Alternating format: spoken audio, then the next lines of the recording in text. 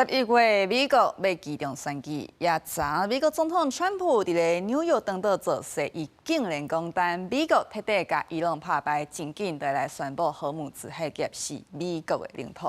也这个话一个讲出来，随去互伊朗带来批评。No, not nearly long enough. Thank you, everybody.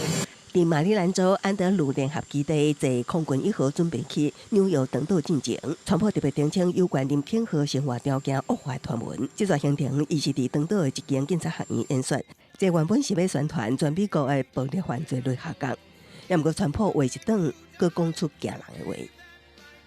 And after we finish defeating Iran, which is being very badly defeated, pretty soon I'll be declaring the Hormuz Strait a territory of the United States.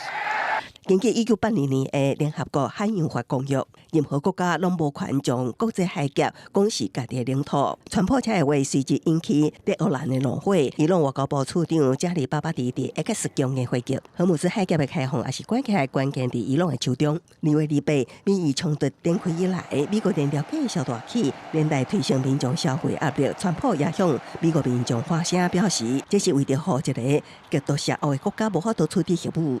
So remember that when you have to pay a little bit more, you're at $4. It's okay. I mean, it's I'll never apologize. I did the right thing.